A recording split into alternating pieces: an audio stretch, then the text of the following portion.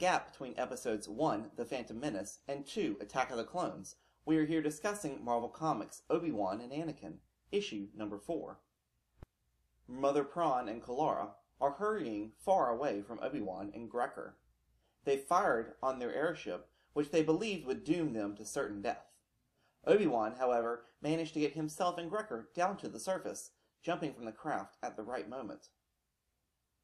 Obi-Wan tries to discern where they might have taken Anakin, but Grecker believes it is a lost cause.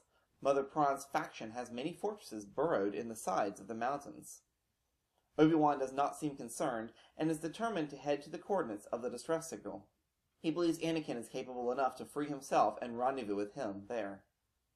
Mother Prawn lands with Kalara and a now conscious Anakin at one of their fortresses. Prawn is very happy to showcase Anakin's talents to their fellow fighters. They believe, with his help, they will be able to finally destroy their enemies. A flashback. Anakin is back with Palpatine at his office.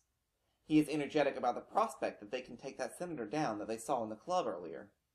Palpatine, however, backs away from his previous position, concerned that going after a senator would be dangerous for himself.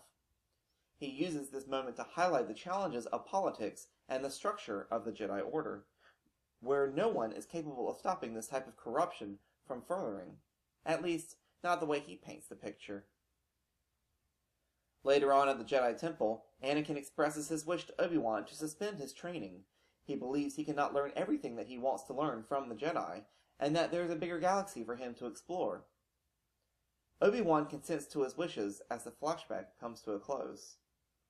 Back in the present, Obi-Wan and Grecker have finally reached the location of the distress signal.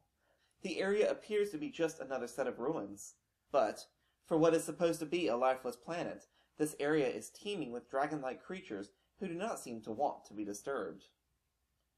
Grecker fires a flare as a call for help, though Obi-Wan claims to have the situation under control. Just then, a nearby door opens and a man signals for Grecker to come inside. When Grecker insists on closing the door, leaving Obi-Wan to the creatures, the man fires on Grecker, stunning him on the spot. He invites Obi-Wan in and shuts the door, claiming to Obi-Wan that he just saved his life. Obi-Wan is taken to a large chamber full of artifacts, and the person introduces herself as Sarah. She has been gathering artifacts of their people's culture, and has been the one who's been sending the artifacts, such as the medallions, to the surface, in hopes that they will help bring people together. She called the Jedi because she had stumbled upon records of Jedi who had incredible power, and she wanted them to use that power to end the conflict. Obi-Wan informed her that on his way to the distress signal, two people from opposite sides were working together, at least for a brief moment. But she believes their cooperation was only so that they could locate her, someone they have been searching for. Meanwhile, Mother Prawn manages to talk Anakin into giving her the coordinates to the distress call, under the guise of rescuing Obi-Wan. Anakin knows she is lying, but with Grecker lying too, he concedes and hopes he will be able to get to the bottom of this. His plans are foiled, however, when Mother Prawn makes them stay at their fortress while she takes her forces towards the signal. Thank you for watching.